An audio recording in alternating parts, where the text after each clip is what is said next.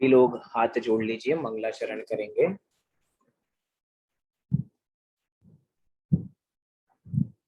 नमो अरिहंताणं, नमो सिद्धाणं, नमो आयरियाणं, नमो उवाझायाणं, नमो लोए सविसाहुणम्। मंगलम भगवान वीरो, मंगलम गौतमो गणी, मंगलम कुंद कुंदात्यो, जैन धर्मोस्तु मंगलम। सर्वमंगल मांगल्यम, सर्वकल्याणकारकम, प्रधानं सर्वधर्माणां, जैनं जयतु शासनम्, जैनं जयतु शासनम्, जैनं जयतु शासनम्। अर्थात जैन शासन सदा काल तक जयवंत बना रहे, ऐसी हमारी मंगल भावना। हम यहाँ पर आलोचना पाठ के आधार से, जो कि श्री जौहरी लाल जी द्वारा विरचित है, उसी को आधार बना के हम यहाँ पे अपने दोषों को दूर करने का उपाय कर रहे हैं, क्योंकि जब तक हमें अपने दोष भासित ही नहीं होंगे तब तक उनको दूर करने का हम उपाय भी नहीं करेंगे। पंडित टोडरमल जी ने मोक्ष मार्ग प्रकाशक के 3रे अध्याय में, जहां पर पंडित जी ने दर्शन मोह से दुख और उससे निवृत्ति का उपाय लिखा है, वहां पे अंतिम पंक्तियों में बिल्कुल विषय के अंत में पंडित जी ने पंक्ति लिखी है कि भ्रम जनित दुख को दूर करने का उपाय भ्रम को दूर करना। क्या शब्दों का प्रयोग किया? भ्रम जनित दुख को दूर करने का उपाय भ्रम को दूर करना है। अर्थात भ्रम दूर हो जाएगा तो भ्रम से होने वाला जो दुख है वो भी दूर हो जाएगा। जब हमें दोष भाषित हो जाएगा तो दोष हमको निवृत्ति हो जाएगी, अर्थात हम दोष को अपने साथ रखने वाले नहीं है। जैसे कभी कभार हम रास्ते से निकलते हैं और रास्ते से निकलते हैं कि भैया ऊपर से कुछ गंदगी हमारे हाथ पर या हमारे कपड़ों पर गिर जाती है, तो उस गंदगी को हम कितनी देर रखते हैं अपने साथ।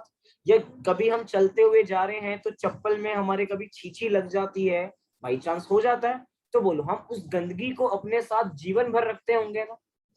हमेशा रखते हैं? नहीं, जीवन भर नहीं रखते भैया, 1 घंटे नहीं रखते। तुरंत पानी का इंतजाम करते हैं, तुरंत पानी लेते हैं, या उस कपड़े को बदल देते हैं, या एकदम कपड़े बदलने की फैसिलिटी ना हो तो उस गंदगी को तुरंत हटा देते हैं, उस जो गंदी चीज है उसको हटा देते हैं, दोष को हटा देते हैं, गंदगी को दूर कर देते हैं। ऐसे यहाँ पर कहा जा रहा है कि जब हमें आलोचना करनी है, जैसे ही हमारे दोष दूर हो जाएंगे तो हम शुद्ध हो जाएंगे, क्योंकि अब हमें कोई दोष बचे नहीं है। वीतरागी भगवान ऐसे भगवान हैं जिनके अंतरंग में किसी प्रकार के दोष नहीं है, अर्थात राग द्वेष तो उनके मन में है ही नहीं। मन की क्या बात करें, उनके तो मन भी नहीं है, क्योंकि मन भी तो एक दोष है ना। 3 प्रकार के जो योग हैं, मन वचन काय। मन है मतलब मन भी दोष है, तभी तो सिद्ध भगवान के मन नहीं होता। सिद्ध भगवान मन से भी रहित हैं, वचन से भी रहित हैं, काया से भी रहित हैं, हर प्रकार के दोषों से रहित हैं। जब अरहंत भगवान की बात की जाती है तो अरहंत भगवान को 18 दोषों से मुक्त बताया जाता है। वो 18 दोषों के अंदर पसीना भी आ जाता है, मल भी आ जाता है, शुद्धा भी आ जाती है, पीत भी आ जाती है, सारे वो 18 प्रकार के दोष उनको होते नहीं है। शुद्धा, पिपासा, ये जितने इत्यादि दोष बताए जाते हैं वो अरहंत भगवान के दोष होते ही नहीं। क्यों? क्योंकि जब दोष नहीं होंगे तभी तो हम गुणवान कहलाएंगे, और हमें भी गुणवान बनना है। इसीलिए हम यहाँ पे आलोचना पाठ का बराबर अर्थ जान रहे हैं। कल तक हम 10 छंदों का बराबर अर्थ देख चुके थे। आइए आज 11वें छंद से अपनी चर्चा प्रारंभ करते हैं। कल 11वां छंद हमने एक बार पढ़ा था, गाया था। आइए एक बार फिर से हम देखते हैं और इसका बराबर अर्थ जानने का प्रयास करेंगे। 21 अभक जेन गाए, सो भी निश दिन भुन जाए, कुछ भेदा भेद न पायो, ज्यों ज्यों करी उदर भरायो। यहाँ पर कहना चाहते हैं कि एक 20 अभक जिन गाय अर्थात जिनेंद्र भगवान ने 22 प्रकार के अभक्ष का गुणगान किया है कि 22 प्रकार के अभक्ष हैं जिनका सेवन हमें नहीं करना चाहिए। अर्थात जिनेंद्र भगवान की बात है, जहां जहां जिनेंद्र भगवान की साक्षी में जो बातें कही जाती हैं वो झूठी नहीं होती। तो ये आधार किसको बनाया है? आधार बनाया है जिनेंद्र भगवान को। जब कोर्ट में जाते हैं तो कोर्ट के अंदर सीन दिखाया जाता है कि गीता पर हाथ रख के कसम खाओ कि हम झूठ नहीं बोलेंगे। उधर गीता भगवान है। ऐसी जब जिनेंद्र भगवान ने ऐसा कह दिया कि भैया 22 प्रकार के अभक्ष हैं जिनका हमें सेवन नहीं करना चाहिए, वो खाने योग्य नहीं है, उन्हीं को तो अभक्ष की श्रेणी में डाला जाता है जो खाने योग्य नहीं होते, जिनमें अनेक जीवों की हिंसा होती है, उन पदार्थों का हमें सेवन नहीं करना चाहिए। देखा जाए तो 5 प्रकार के अभक्ष बताए जाते हैं, लेकिन 5 प्रकार के अभक्ष का जब विस्तार देखा जाता है तो उन्हीं आचार्य भगवंतों ने जिनेंद्र परमात्मा की वाणी के द्वारा ये 22 प्रकार के अभक्ष भी हमें यहाँ पर बताए हैं। साथ ही साथ आगे कह रहे हैं सो भी निश दिन भुन जाए, अर्थात निश दिन कह के कहना चाहते हैं कि प्रत्येक दिन हमने ना रात विचार किया, ना निश माने रात, दिन अर्थात दिन, ना हमने रात विचार किया ना हमने दिन विचार किया, हम तो बस भुंजाए अर्थात उन 22 प्रकार के अभक्षों का सेवन करके अपने को पुष्ट करने लग गए, अपने को पुष्ट करने लग गए। लेकिन भैया विचार करना चाहिए। क्या विचार करना चाहिए? जो पशु भी होते हैं, जो गाय भैंस भी होते हैं भैया, वो भी दिन से ही अपना जो भी खाना खाना होता है दिन से ही खाते हैं। वे भी हर समय नहीं खाते, वे रात को नहीं खाते हैं। जब एक पशु भी दिन से खा सकता है तो क्या हम मनुष्य होके भी दिन से नहीं खा सकते? अगर हम रात का भक्षण कर रहे हैं तो विचार करना कि हम उस पशु से भी गए बीते हैं। वास्तव में हमारी जिंदगी पशु की तरह है, क्योंकि जब पशु के जैसे नहीं है, पशु से भी गई बीती है। पशु हमसे अच्छा है जो दिन से भोजन ग्रहण कर लेता है, और एक हम एक बार विचार नहीं करते कि रात हो रही है या दिन हो रही है। बस क्या करना है हमें भैया? भोजन चाहिए, हमें बस अपना पेट भरना है, किसी भी तरह भरे, बस पेट भरना है। लोग विचार नहीं करते हैं। कभी कभार लोग मार्केट जाते हैं, बाजार जाते हैं, और पैकेट वाले जब आइटम लेके आते हैं तो एक बार ये नहीं देखते कि वो ग्रीन, उस पे ग्रीन सिंबल बन रहा है या रेड सिंबल बन रहा है। मैं ये नहीं कह रहा कि बाहर की चीजों का सेवन करना चाहिए, लेकिन बाहर की चीजों का अगर सेवन हो भी रहा है तो कम से कम इतना तो विचार करें कि जो रेड सिंबल जिस पर है वो बता रहा है कि ये क्या है, ये नॉन वेज है, अर्थात ये आपके खाने योग्य पदार्थ नहीं है। जो वेजिटेरियन है उनके लिए। और ग्रीन सिंबल ये बता रहे कि ये चीज वेजिटेरियन है, अर्थात ये पदार्थ खाने योग्य है। लेकिन जिसको बहुत भूख होती है वो सुपरमार्केट में जाके ये विचार नहीं करता क्या है, ये चीज अच्छी लग रही है रख लो इसको अपने साथ, ये चीज अच्छी लग रही है इसको रख लो, ये बिस्किट अच्छा लग रहा है, ये अच्छा लग रहा है, ये विचार ही नहीं है कि क्या भक्ष है क्या अभक्ष है। लिखा ना आगे यहाँ पर, कछु भेदा भेद ना पायो, कछु भेदा भेद ना पायो, कि भैया हमने ना भेद किया कि वास्तव में वस्तु कैसी है। देखिए, हम किसी चीज का सेवन कर रहे हैं तो बराबर उसकी पहले परीक्षा करनी चाहिए कि वास्तव में उसमें क्या क्या चीजें मिली हुई हैं, क्या हमारे सेवन करने योग्य है भी या नहीं है। क्योंकि बिना भेदा भेद के हम कभी कभार शादियों में जाते हैं, बढ़िया बढ़िया फल नजर आते हैं, लेकिन कुछ फल ऐसे जिनको हमने आज तक देखा ही नहीं। जो अनजान फल होते हैं वो अभक्ष की श्रेणी में जाते हैं, जो अनजान सब्जियां होती हैं वो अभक्ष की श्रेणी में जाती हैं। लेकिन हम एक स्वाद के पीछे भैया, आज तक हमने ऐसी वस्तु नहीं देखी, आज तक हमने ऐसा फल नहीं देखा। आइए एक बार तो इसको चख के देखते हैं, एक बार तो इसको चख के देखते हैं। भैया जिंदगी कितनी है? 4 दिन की है, 4 दिन तो हमें मस्ती करने दो ना, बाद में तो हमें मरना ही है। एक बार जीवन मिलता है, एक बार जीवन मिला है तो धरती पे जितने स्वादिष्ट से स्वादिष्ट व्यंजन है, मैं एक बार सबको चख के देखना चाहता हूँ। भैया तुम सबको चखने जाओगे तो तुम्हारा मरण ही होगा, क्योंकि सबको चखने की शक्ति तो तुम में है नहीं। और अगर तुम में शक्ति होती भी है तो विचार करना कि तुमने विचार नहीं किया कि क्या पदार्थ खाने योग्य है और क्या पदार्थ खाने योग्य नहीं है। कछु भेदा भेद ना पायो, और अंत में तो भैया अपने मन की बात कर दी, ज्यों ज्यों करी उधर भरायो। उधर मतलब पेट, कि भैया किसी भी तरह अपना पेट भरना चाहिए, हमें नहीं पता कुछ भी है, जो हमारी थाली में आ जाता हम उसको खा लेते हैं, हमें कोई पूछने की जरूरत नहीं है। क्या है कि भैया यहाँ पे दाल रखी है, यहीं पे दही रखी है, इनको साथ में खाना है, हमें कुछ विचार नहीं है, हम तो इनका एक साथ सेवन कर लेते हैं। भैया द्विदल का दोष लगता है, दो दल होगा इसके अंदर, अनंत जीवों की उत्पत्ति आपके थूक से मिलने पर हो जाती है। वो कहानी सुनाने का भी अपने पास समय नहीं है कि कैसे कौन से जीव लाए थे वो। तीतर, तीतर बेसन लाए और बेसन को घोल के रखा और साथ में अपने तीतर लेकर आए और थूक डाला तो अनेक जीव उत्पन्न होने लग गए और तीतर ने सारे चुन चुन के सारे जीव का भक्षण कर लिया बेसन और दही को मिला के। मतलब जिसके दो दल होते हैं, खाने वालों को विचार नहीं है भैया कि एक समय हमारे पास पनीर रखा है, एक तरफ दाल रखी है, कि इन दोनों का सेवन एक साथ नहीं करना चाहिए। हमें क्या लगता है कि भैया ये लोग कितना सावधानी पूर्वक खाते हैं, ये कितने बड़े। भैया इससे ये शिक्षा मिलती है ना कि तुम भी सावधानी पूर्वक खाओ। हम क्यों खा रहे हैं? क्योंकि इसके पीछे कोई कारण है ना। कारण ये है कि अनेक जीवों की हिंसा होती है। और आलोचना पाठ हम इसीलिए कर रहे हैं, हम अपनी आलोचना इसीलिए कर रहे हैं कि हमारे माध्यम से अनेक जीवों की हिंसा हो रही है। एक जीव के स्वाद में दोनों को मिला के खा रहे हैं। विचार करना, ज्यो ज्यो करी उधर भरायो, बस उधर हमारा भरना चाहिए, एक बार पेट भरना। कई लोग तो यही कहते मिलते हैं कि भैया हम तो खाने के लिए पैदा हुए हैं, हमारे बिना खाने के बिना रहा ही नहीं जाता, बस पेट भरना चाहिए। जब पेट पूजा हो जाती है तो बाद में सारे काम पूरे हो जाते हैं। पेट में क्या जा रहा है, कचरा जा रहा है क्या, कुछ विचार नहीं, कुछ भेदा भेद ना विचार। देखिए छंद में क्या कह रहे हैं, एक 20 अभक जेन काए, सो भी निश दिन भुन जाए, कछु भेदा भेद न पायो, ज्यो ज्यो करी उदर भरायो। कल कक्षा के अंत में कहा था, एक 20 अभक अर्थात 22 प्रकार के अभक्ष होते हैं, तो उन 22 प्रकार के अभक्षों का विचार कर कर आना। कई लोग ऐसे हैं जिन्होंने विचार किया भी होगा, ऐसा मेरा पूरा भरोसा है और भरोसा तोड़ेंगे भी नहीं। कई लोग तो ऐसे हैं कि भैया यहाँ पे जो आपको दिख रहे होंगे सरोज जी, उन्होंने सुबह सुबह फोन करके, नानी ही है मेरी, सुबह सुबह फोन करके 22 प्रकार के अभक्ष सुना भी दिए कि भैया हमने तो उसी दिन याद कर लिए थे, कल ही याद कर लिए थे और आज हमसे सुन लो, हमसे इनका इंतजार नहीं हो रहा। सोचो जब ज्ञान की प्राप्ति होती है तो अंतरंग में कितना हर्ष होता है कि हमें ये चीज याद हो गई है, हमें ऐसा ज्ञान हुआ है।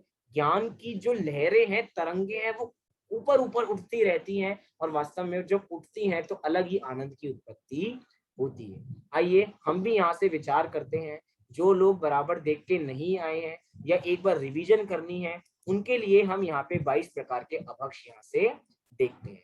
क्या कहा जा रहा है इसको एक बार पढ़ते हैं। अभक्ष 22 है, उनके नाम क्रमशः इस प्रकार है। ओला अर्थात जो बर्फ का गोला होता है, या ओला को दूसरे रूप में कह रहे हैं लेकिन ओला। दही बड़ा अर्थात कच्चे दूध से जमाए दही का बड़ा। रात्रि भोजन। बहु बीजा, विचार करना जितने सब चीजें कही जा रही है ये अभक्ष की श्रेणी में है, जिसमें बहुत ज्यादा बीज पाए जाते हैं, वो भी पदार्थ खाने योग्य नहीं है। कई लोग हमें ऐसे मिलते हैं जो ब्रह्मचारी हैं, जो बहुत व्रतों का पालन करते हैं, वे तरबूज नहीं लेते हैं क्योंकि उसके अंदर बहुत सारे बीज हमें दिखते हैं। वो खरबूजे का सेवन नहीं करते। देखो सबकी अपनी अपनी भूमिका अनुसार है।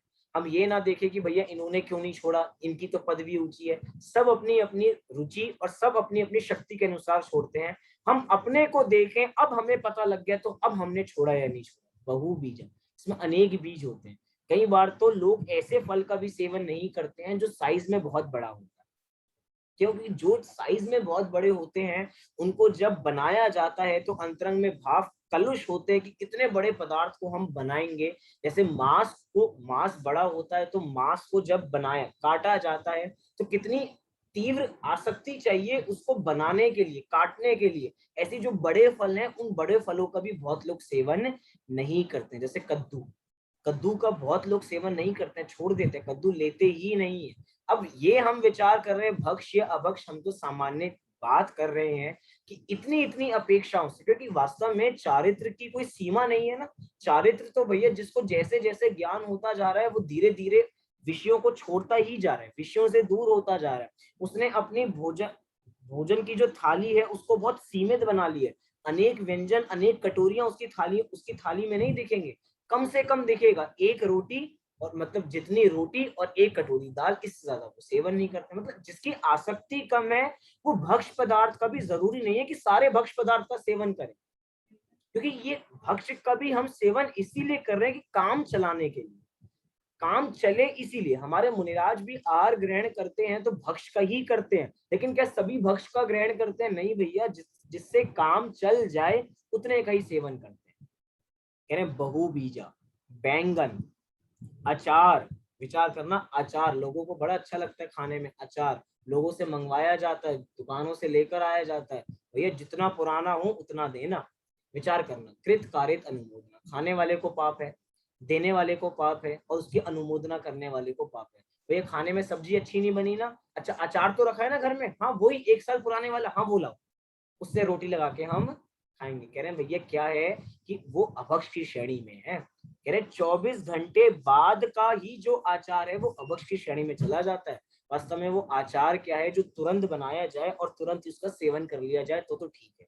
लेकिन क्योंकि एक पदार्थ क्या होता है, जब अचार बनाया जाता है, जैसे नींबू का लिया तो बहुत सारे नींबू इकट्ठे किए, उसमें मिर्च मसाला डाला और उसको बंद करके रख दिया। अब वो अंतरंग में जो पदार्थ है वो अब सही नहीं हो रहा, वो क्या हो रहा है, वो सड़ रहा है, वो गल रहा है, और अंतरंग में अनेक अनेक जीव उसमें उत्पन्न हो रहे हैं। और जब एक जीव के स्वाद में उस अचार को लगा के ऐसे खाया जाता है, भैया कितने जीवों को अपने मुंह से खा रहे हैं। आचार, क्या कह रहे हैं, आचार 24 घंटे के बाद का आचार अभक्ष की श्रेणी में चला जाता है। साथ ही साथ बड़, पीपल, ऊमर, कटूमर, पाकर, ये 5 नाम हमने कहीं देखे थे, कहाँ देखे थे, 5 उदुम्बर फलों में हमने देखे थे। देखिए अभी हमने पिछले देखिए पंच फल, पंच उदुम्बर खाए, तो इधर ये जो 5 फल बताए जा रहे हैं यही है, बड़, पीपल, ऊमर, कटूमर और पाकर। ये जो कटूमर या पाकर में से इसका एक का अर्थ होता है अंजीर, और अंजीर का भी हमें सेवन करना नहीं चाहिए। साथ ही साथ कह रहे हैं अजान फल, अजान फल अर्थात जिसको हम पहचानते नहीं है, ऐसे कोई फल फूल पत्ते आदि, कि भैया बाहर की आजकल बड़ी अच्छी अच्छी सब्जी चलती है ना, विदेशी सब्जियां आती है, विदेशी पत्ते आते हैं, मैं बाहर में कभी होटलों में जाओ तो ऐसे दिखते हैं, लेकिन भैया वो सेवन करने योग्य नहीं, क्योंकि तुम उसको जानते नहीं। अगर तुम उसको जानते हो तो बताओ, नहीं जानते हो तभी तो कभी कभार ऐसा होता है ना कि जो हमारे घर के बड़े हैं, आज जो हम खाते हैं उनको क्या हो कि भैया आप खाओ, भैया हमारे जमाने में नहीं आती थी, हमने कभी खाई नहीं, इसलिए हम ये खाते नहीं है। ऐसा क्यों कहते हैं? क्योंकि वो अजान है। उसके पीछे का कारण क्या है? अगर जीभ का स्वाद है तो बात अलग है, लेकिन कारण क्या होता है कहने का, कि भैया ये हमने कभी सेवन नहीं किया, हमने इसके बारे में कभी सुना नहीं है, इसीलिए हम इसका सेवन करने वाले नहीं। जिसको हम पहचानते नहीं है, ऐसे कोई फल फूल पत्ते आदि। साथ में ही कंद मूल, जैसे मूली, गाजर आदि जमीन के भीतर उगने वाले। तो जितने भी पदार्थ जमीन के नीचे उग रहे हैं उसके अंदर सब में क्या हो रहा है, क्या हो रहा है, अनंत अनंत जीव उसमें उत्पन्न हो रहे हैं, लेकिन विचार करना वो पदार्थ खाने योग्य नहीं है। अभी कुछ समय पहले व्हाट्सएप पे ऐसी वीडियो वायरल हो रही थी कि भैया एक ने आलू को पेड़ पे उगा दिया, आलू को पेड़ पे उगा दिया, तो भैया हम आलू का सेवन चालू कर दें क्या? भैया तुम आलू का सेवन चालू करोगे ना, इससे तुम्हें पता लगता है कि तुम इसलिए सेवन नहीं कर रहे थे क्योंकि जमीन में उगता था, लेकिन अगर ऐसे ऑप्शन मिले तो हम आलू को जरूर खाएंगे। कितनी आसक्ति होगी आलू को खाने की, भैया अब हम आलू खा सकते हैं, न्यूज में ऐसा छपा, अब जैनी लोग आलू खा सकते हैं क्योंकि अब वो पेड़ पे उगने लग गए। भैया तुम्हारी आसक्ति बता रही है कि उसको सेवन करने का भाव तुम्हारा कितना है। विचार तो करो, हमने घर में आलू बनाए और जब उसको फ्राइंग पैन पे जो भी किया जा रहा है, अब एक बार अब मतलब उस आलू की जगह अपने को रख के विचार करो, कोई हमारे ऐसे भेद करके हमें कढ़ाइयों में तल रहा है तो कैसा लगेगा, कैसा लगेगा।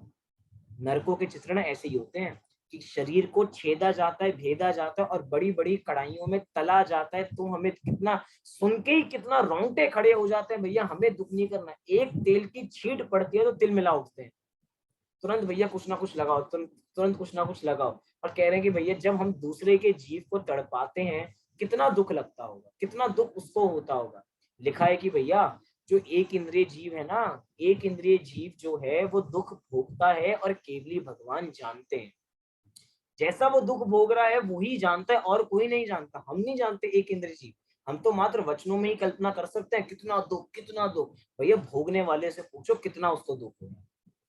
जिसके तबीयत खराब होती है, जिसको बहुत तेज बुखार आता है, हम कहते हैं भैया काम कर लो, कह रहे भैया जब तुम्हें बुखार आएगा तब तुम्हें पता लगेगा शरीर कैसे टूटता है बुखार में।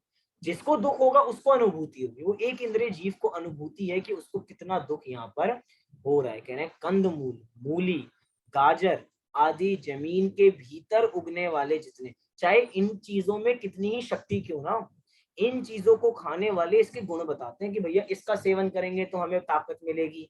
अब मांस के बारे में बात करें तो मांस का भक्षण करने से बहुत प्रोटीन मिलता है। भैया कितना भी प्रोटीन क्यों ना मिलता हो, हमें सेवन नहीं करना, हमें ऐसा प्रोटीन नहीं चाहिए। भैया दालों में भी बहुत प्रोटीन है, आप एक कटोरी के बदले में 2 कटोरी खा लो, आपको उतना प्रोटीन मिल जाएगा। मांस ऐसी वस्तु है कि उसको खाना आसान हो सकता है लेकिन पचाना आसान नहीं है। हमारे दांत ऐसे नहीं है उसको खाने वाले, हमारी जो आते हैं उसको पचाने वाली है ही नहीं। ऐसा क्यों है कि एक शेर ही मांस का सेवन कर पाता है, एक हाथी क्यों नहीं कर पाता? क्योंकि भैया उसका शरीर वैसा बना ही नहीं है कि वो उसका सेवन करे। खाने में स्वाद में हो सकता है कि ये पदार्थ अच्छे लग रहे हो, लेकिन जैसे ही भीतर जाता है तो भैया वो पचता नहीं है, अंदर ही अंदर सड़ता रहता है, आंतों में जमा हो जाता है। और जब आंतों में जमा हो जाता है तो पेट की बीमारी चालू हो जाती है और पेट का दर्द लेके घूमते रहते हैं, दुख हो रहा है, दुख हो रहा है, दुख हो रहा है। कह रहे हैं कंदमूल, मूली, गाजर, जमीन के भीतर उगने वाले सभी पदार्थ। अब इसके अंदर कुछ लोगों का ये भी प्रश्न होता है कि भैया जो जमीन के अंदर तो मूंगफली भी उगती है, तो मूंगफली का सेवन हम करें या नहीं करें? कह रहे हैं भैया मूंगफली का बाहर का छिलका है, और वो छिलका भी अगर गीला होता है तो वो भी सेवन करने योग्य नहीं है, वो सूख जाता है और ऑटोमेटिक रूप से सूखता है। अंदर की जो बीज है ना, जो गिरी है, वो भक्ष्य है। अब कोई कहे कि भैया जो हल्दी है, कि हल्दी का सेवन नहीं करना चाहिए, सही बात है भैया, हल्दी का सेवन नहीं करना चाहिए। कहीं जो ज्ञानी तपस्वी लोग हैं वो अपने भोजन में हल्दी नहीं लेते हैं, कच्ची हल्दी नहीं लेते, किसी भी प्रकार की वो हल्दी नहीं लेते हैं, बिना हल्दी के दाल का सेवन कर लेते हैं, बिना हल्दी के चीजों को बना लेते हैं। लेकिन जो गीली हल्दी है वो तो है ही अभक्ष, लेकिन जो हल्दी स्वयं सूख गई है वो भक्ष की श्रेणी में आ जाती है। अब उसके अंदर जीव कोई बचता नहीं, और स्वयं ही वे जीव अपनी योग्यता से मरण को प्राप्त हो जाते हैं। अब वो एक तरीके से उसमें किसी प्रकार का जीव नहीं है। कह रहे हैं कि फिर से कंदमूल अर्थात मूली, गाजर आदि जमीन के भीतर उगने वाले, मिट्टी अर्थात मिट्टी का सेवन भी नहीं करना चाहिए। कहीं बचपन में देखे होंगे, हमने तो शायद, मुझे याद नहीं कि कभी मिट्टी खाई है क्या, कभी मिट्टी, मिट्टी तो शायद हमने कभी खाई नहीं, लेकिन बहुत लोग सुनते हैं कि भैया गाँव में जो है बैठे हैं और किसका सेवन चल रहा है, बच्चों को मिट्टी खाना बड़ा अच्छा लगता है। या मिट्टी के बारे में विचार करो, चौक के वो क्या थे, सलेटी, सलेटी खाने में बड़ा आनंद आता है। लिखने के लिए नहीं लेके जाते, किसके लिए लेके जाते हैं? खाने के लिए, बस सलेटी बड़ी खानी, वो भी मिट्टी है भैया, मिट्टी का सेवन नहीं करना चाहिए। क्यों क्यों नहीं करना चाहिए? मिट्टी क्या है, कौन सा जीव है? एक इंद्रिय तो है, कौन सा है? पृथ्वी का एक जीव है, और पृथ्वी का एक जीव, जीव बार बार कह रहे हैं जीव है, जीव, उसका सेवन हमें करना नहीं चाहिए। जब कोई बच्चा मिट्टी खाता है तो माता पिता उसे मिट्टी खाने देते हैं क्या? हाँ जी कि ना जी? तुरंत उसके मुंह से निकलवाते हैं। क्यों निकलवाते हैं? क्योंकि उसके माता पिता जानते हैं कि मिट्टी खानी नहीं चाहिए। ऐसे ही जिनेंद्र भगवान जानते हैं कि हमें ये सेवन नहीं करना चाहिए, इसीलिए वो बारंबार हमें समझाते हैं। हम इनका सेवन भी करते हैं तो ऐसे निमित्त बन जाते हैं जो कहते हैं भैया सेवन नहीं करना चाहिए। हो सकता है अभी बहुत लोग इन सब का सेवन करते हों। अब जिनेंद्र भगवान हमें कह रहे हैं, जैसे माता पिता बच्चे के हितैषी होते हैं, ऐसे ही भगवान हमारे हितैषी हैं। वो हमें बता रहे हैं कि भैया इनका सेवन हमें नहीं करना चाहिए। विष जैसे शंख या धतूरा आदि, इनका सेवन नहीं करना चाहिए। अब वो लोग विचार करो, कौन विष का सेवन करता होगा? करता होगा कोई विष का सेवन? धतूरे का सेवन कोई करता होगा? विष का ही एक प्रकार है, लेकिन सेवन करते होंगे? कह रहे हैं हाँ भैया, खुद के हाथों से विष का सेवन करते हैं। जो पैकेट्स पे लिखा होता है कि भैया 70, तंबाकू के पैकेट्स पे लिखा है कि भैया ये आपके लिए विष के समान है, मोह रूपी मदिरा। टीवी पर भी जब पिक्चर में सीरियल दिखाया जाता है, कोई शराब के पीने की एक्टिंग करता है तो नीचे नोट आता है कि भैया alcohol is injurious to health. बार बार बताया जाता है ये आपके लिए क्या है, सेहत के लिए हानिकारक है, इसका सेवन नहीं करना, ये विष ही है, इसका सेवन नहीं करना चाहिए। आमिष, मांस, आमिष शब्द कहाँ से आया? बनारसी दास जी ने 7 प्रकार के व्यसन बताए। जुआ, आमिष, मदिरादारी, आखे टक चोरी पर नारी, ये ही 7 व्यसन दुखदाई, दुरित मूल दुर्गति के भाई। जुआ आमिष, आमिष माने मांस का सेवन। फिर क्या कह रहे हैं, शहद, शहद का सेवन, मक्खन, मदिरा, अति तुच्छ फल अर्थात जिसमें बीज नहीं पड़े हो ऐसे बिल्कुल कच्चे छोटे छोटे फल, इनका सेवन नहीं करना चाहिए। छोटे छोटे फल मतलब क्या, जो अभी बराबर पके नहीं है उनका हम सेवन करें। कभी कभार फल फल लेने जाते हैं, तो फल लेने जाते हैं तो क्या होता है कि पपीता लेने गए तो इतना छोटा सा हमें पपीता दिखता है कि भैया वो अभी पूरा उगा ही नहीं था, उसको पहले ही तोड़ लिया। वो कैसा फल हो गया, कैसा फल हो गया वो, कह रहे हैं अति तुच्छ फल, जिसके अंदर अभी योग्यता थी और बढ़ने की, वो अभी पूर्ण विकसित हुआ ही नहीं था, तुमने अविकसित फल को तोड़ लिया और उसका सेवन कर लिया। कई बार ऐसा कहा जाता है, जैसे लौकी होती है, लौकी, जो लौकी पूर्ण विकसित नहीं हुई है, जो पूरी बड़ी नहीं हुई है, उसका दूसरा नाम क्या दिया जाता है, लौकी का दूधिया। क्या शब्द दिया जाता है, दूधिया। क्यों कहा जाता है, जो लौकी का कलर दूध जैसा हो वही खाने योग्य है, जो अभी पूरी हरी हरी है वो सेवन करने योग्य नहीं, क्योंकि वो अभी बराबर बड़ी हुई नहीं है, अर्थात विकसित नहीं हुई है। बिना विकसित हुए हमने उसको ग्रहण करने के लिए बना लिया। कह रहे हैं बिल्कुल कच्चे छोटे छोटे फल, उनका सेवन नहीं करना चाहिए। तुषार, बर्फ, इसका सेवन नहीं करना चाहिए। और चलित रस, जिसका स्वाद बिगड़ जाए, ऐसे फटे हुए दूध आदि का स्वाद हमें लेना नहीं चाहिए। चलित रस, ये भी समझना कि जिसका स्वाद बिगड़ जाए उसका सेवन नहीं करना चाहिए। कई बार कुछ दिन पुराना हलवा अगर सेवन करने को जाएं, खराब हो जाता है। जितनी चीजें उसकी बनाई जाती हैं मावे की, थोड़े दिन बाद ही उसमें फंगस लगने लग जाती है। अब उसको उसका सेवन करे तो भैया मूर्ख ही कहलाएगा। पहली बात तो वैसा स्वाद नहीं आएगा। यहाँ पर कहना चाह रहे हैं कि कोई पदार्थ का जैसे ही स्वाद बदल जाता है वो अभक्ष की श्रेणी में आ गया। मतलब जैसा तुम, क्या जी, छेने की मिठाई, जितनी भी चीजें, क्योंकि उसके अंदर लिखा भी जाता है ना मिठाइयों के बॉक्स पे कि भैया ये जो दूध से निर्मित मिठाइयां हैं वो उसी दिन कंजप्शन करने के लिए, अर्थात उसी दिन उनको आप खा लो, अगले दिन चलाने के लिए नहीं है। अब हमने फ्रिज में रख दी, भैया फ्रिज में रख दी ठीक है, लेकिन जैसी पहले खाने योग्य थी ना, अब वो वैसी खाने योग्य नहीं बची, वो अभक्ष की श्रेणी में। जैसे जैसे भूमिका बढ़ती है, जैसे जैसे ज्ञान बढ़ता है, जैसे जैसे विषयों से आसक्ति टूटती है, इस सहज ही 22 प्रकार के अभक्ष छूटते चले जाते हैं। लेकिन सबसे बड़ी बात है कि 22 प्रकार के अभक्ष का जिसको ज्ञान होगा वही तो छोड़ने का प्रयास करेगा। जिसको पता ही नहीं है क्या भक्ष है क्या अभक्ष है, वो तो सबका सेवन चल रहा है, वो तो अपना पेट बढ़ाने में लग रहा है। देखा था ना अभी छंद में, उधर बढ़ायो उधर बढ़ायो। देखिए इस प्रकार हमने यहाँ पे 22 प्रकार के अभक्ष देखे। अभी 12वें छंद की ओर हम आगे बढ़ते हैं। देखते हैं 12वां छंद। अनंतानुजु बंदी जानो, प्रत्याख्यान अप्रत्याख्यानो, संज्वलन चौकड़ी गुनिये, सब भेद जु षोडश गुनिये। क्योंकि ये आलोचना पाठ है, अर्थात अपने द्वारा जो दोष है वो बताए जा रहे हैं। अब जो हमने अपनी आत्मा को कसा है कषायों के माध्यम से, अर्थात आत्मा जितने उसके गुण थे वो कषायों के माध्यम से विकसित नहीं हो पा रहे हैं, वो कमजोर पड़ते जा रहे हैं, हम अपने गुणों का स्वयं से ही घात कर रहे हैं। इसीलिए यहाँ पे इन कषायों को यहाँ पर याद किया गया है। कषायों को याद किया गया है। यहाँ पे कौन सी कषाएं लिखी हैं, कषाएं तो हमने 4 सुनी थी, इतना तो हम भी जानते हैं, क्रोध, मान, माया, लोभ। यहाँ पे तो कहीं लिखी नहीं है। कह रहे भैया यहाँ पे लिखी है। यहाँ पे कितने प्रकार के लिखी है, सब भेद जो षोडश गुनिये, यहाँ पे 16 प्रकार की कषाएं बताई जा रही है। कौन सी हैं 16 प्रकार की कषाय, तो कह रहे हैं अनंतानुजुबंदी। सबसे पहली कषाय का नाम क्या है, अनंतानुजुबंदी, अर्थात अनंतानुबंदी कषाय। ये अनंतानुबंदी कषाय ऐसी है जो क्या करती है, अनंत संसार का बंद करती है। क्या करती है, अनंत संसार का बंद करती है। दूसरी कषाय का नाम क्या है, प्रत्याख्यान। मुझे पता था सब लोग यही कहेंगे, लेकिन दूसरी कषाय का नाम क्या है, तो मैंने कुछ हिंट दिया ना, अब क्या है, अप्रत्याख्यानावली।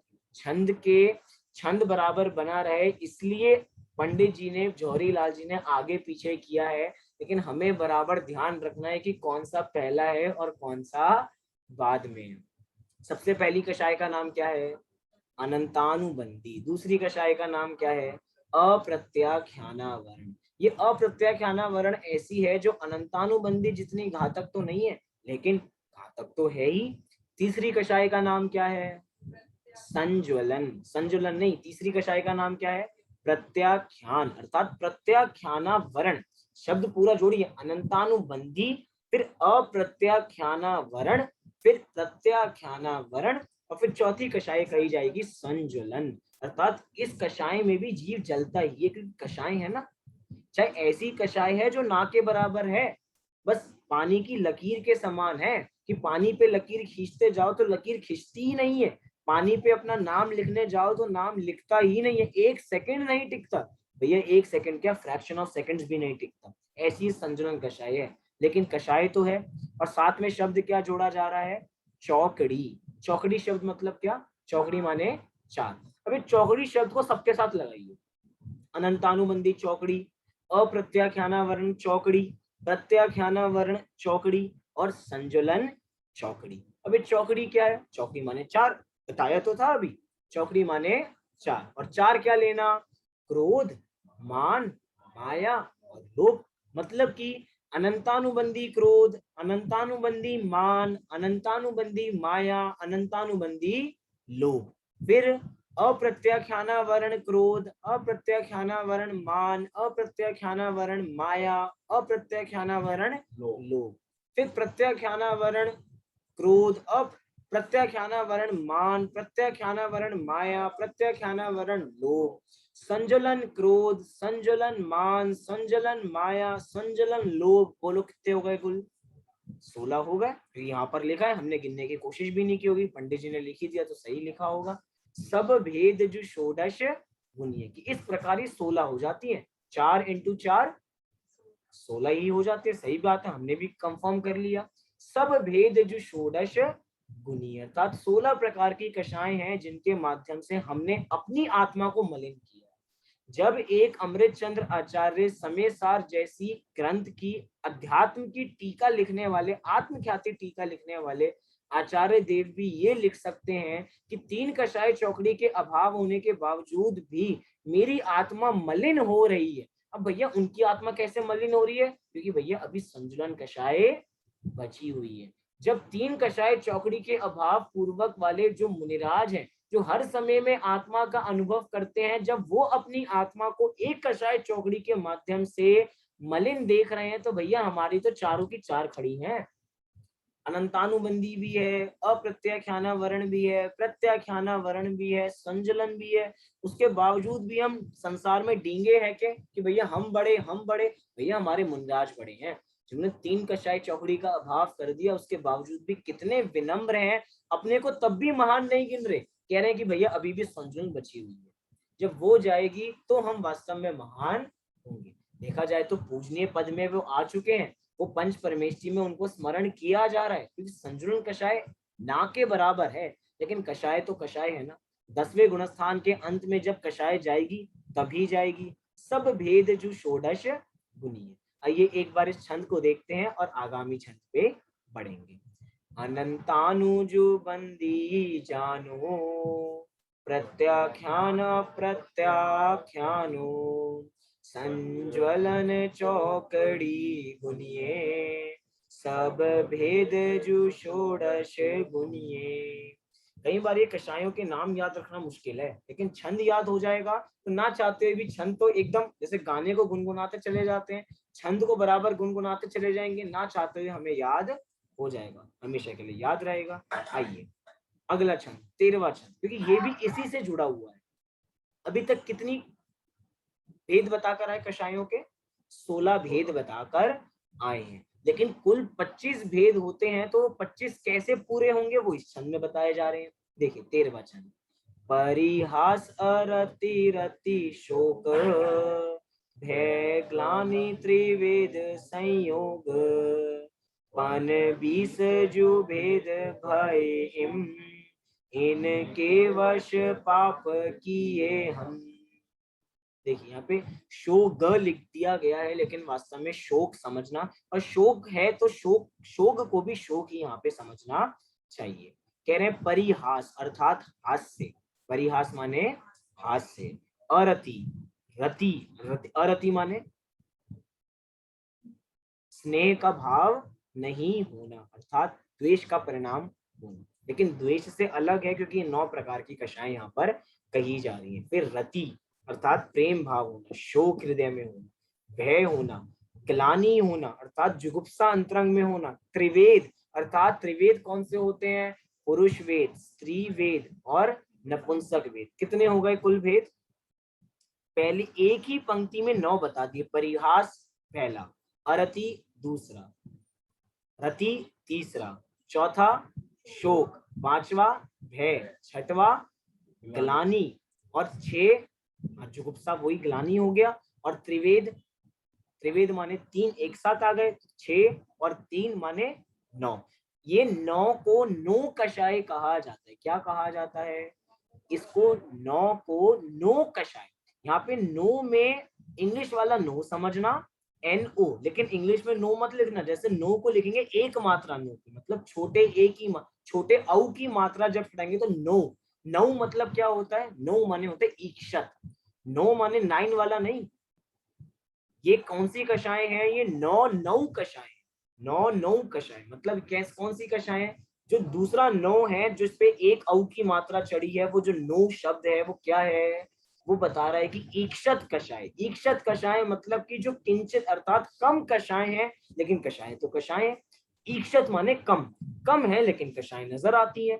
चाहे वो हास्य हो, हंसने संबंधी, जगत में हंसने को खूब प्रशंसा की जाती है, हंसने से खून बढ़ता है। हमारे घर के बराबर में पार्क है, खूब लोग हंसते रहते हैं, जोर जोर की हंसते रहते हैं, खून बढ़ेगा खून बढ़ेगा। ठीक है, शारीरिक संबंधी जितने विकल्प भूमिका अनुसार आते हैं वो आए, लेकिन हास्य क्या है? हास्य एक कषाय है। जब भी हमारी भगवान की जितनी प्रतिमाएं बनाई जाती है वो हंसमुख नहीं बनाई जाती। क्यों नहीं बनाई जाती? क्योंकि भगवान के 9 कषाय नहीं है ना। भगवान हंसते नहीं है। हमें तो भैया हंसमुख प्रतिमा चाहिए, हमें हंसमुख प्रतिमा चाहिए। हम जयपुर जाएं, जयपुर में प्रतिमाएं बनती है, हंसमुख चाहिए। भैया भगवान की प्रतिमा हंसमुख नहीं होती, उनकी प्रतिमा सौम्य मुद्रा होती है। सौम्य मुद्रा में ना उनकी हंसी दिखाई देती, ना उनका चेहरा उदास नजर आता। ऐसा हमें यहाँ पे विचार करना चाहिए। अब एक एक के बारे में तो अभी अपने इतना समय नहीं है, लेकिन कल अवश्य हम एक एक के बारे में यहाँ पर बात करेंगे कि अरति कैसी कषाय होती है, रति कैसी कषाय होती है, शोक के अंदर क्या होता है। जो कुछ भी समझे इतना समझे कि ये जितनी कषाय है हमें दुख देने वाली है। नीचे की पंक्ति में लिखा पन 20 जो भेद भये हम। पन 20, पन माने 5 और 20 माने 20। पहले 16 बताकर आए थे, 16 और 9 जोड़ लेंगे तो 25 हो जाएंगे। तो कुल मिला के पन 20 जो भेद भये इम, इनके वश पाप किए हम। इनके वश हमने पाप किए हैं और हमें पाप पाप लग रहा है। जिस समय कोई जोक सुनाए और जोड़ के हंसे तो एक बार ये भी विचार करना कषाय कर रहे हैं, कर्म का बंधन कर रहे हैं, है ना। इनके वश होके हमने पाप किए हैं। बाकी कषायों की चर्चा हम अगले दिन यहाँ पर करेंगे। एक बार इस छंद को पढ़ के अपनी बात को पूरी करते हैं। परिहास अरति रति शोक, भय ग्लानि त्रिवेद संयोग, पन 20 जो भेद भये, इनके वश पाप किए हम। इस प्रकार हम सब अपना कल्याण करें, कषायों को छोड़ें, आत्मा की प्राप्ति करें। इसी मंगल भावना से अभी की बात को पूर्ण करते हैं। सभी लोग 9 बार नमोकार मंत्र का पाठ करेंगे।